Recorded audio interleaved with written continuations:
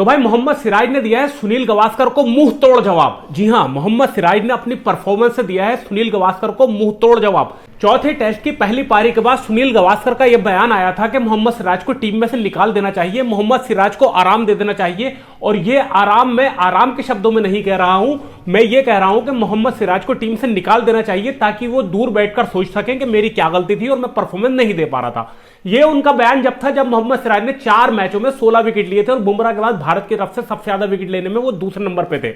लेकिन यहां पर मेरी समझ में सुनील गावस्कर की मानसिकता नहीं आ रही थी कि सुनील गावस्कर को मोहम्मद सिराज तो दिख रहे थे, लेकिन सुनील गावस्कर को भारत का तीसरा, चौथा और पांचवा गेंदबाज नहीं दिख रहा था कि तीसरे, चौथे और पांचवें गेंदबाज ने कौन सा भाड़ फोड़ा है भारत के लिए। भारत के लिए बेशक जसप्रीत बुमराह ने सबसे बेहतरीन गेंदबाजी कराई है, 5 मैचों में 32 विकेट लिए हैं। लेकिन आज जबकि 5वां मैच शुरू हुआ है और 5वें मैच की पहली इनिंग में जबरदस्त 3 विकेट निकाले हैं मोहम्मद सिराज ने। और यह सब हुआ है जब 111 रन पर 5 विकेट ऑस्ट्रेलिया को हो गए थे और जसप्रीत बुमराह मैदान से बाहर जा चुके थे। चोट लगने के कारण जसप्रीत बुमराह मैदान से बाहर जा चुके थे और हम लोग यही सोच रहे थे कि जसप्रीत बुमराह बाहर चले गए हैं, अब भारत का क्या होगा। लेकिन भारत के दूसरे गेंदबाजों ने साथ में मिलकर छोटी छोटी साझेदारियां कर 2-2 विकेट और 1-1 विकेट निकालकर ऑस्ट्रेलिया को 4 रन पहले ही ऑल आउट कर दिया और भारत को महत्वपूर्ण 4 रन की लीड मिली। यह एक मानसिक लीड होती है, चाहे वो 1 रन की हो चाहे वो 4 रन की हो। अब बात कर लेते मोहम्मद सिराज के। मोहम्मद सिराज ने सबसे पहला विकेट लिया सैम कॉन्टेस्ट का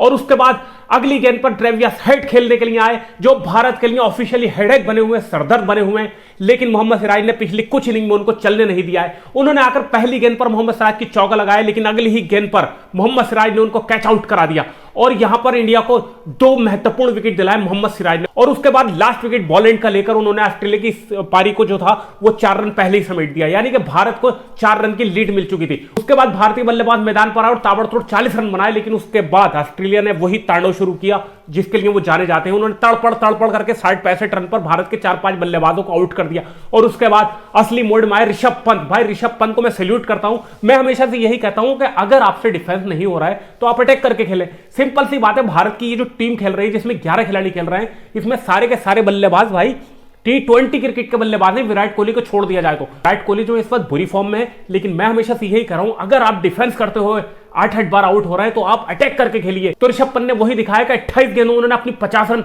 कंप्लीट कर लिए और डोमिनेट कर रहे थे वो विकेट को। 60 रन बनाकर वो आउट हो गए। मैं उसके लिए उनको सैल्यूट करता हूं।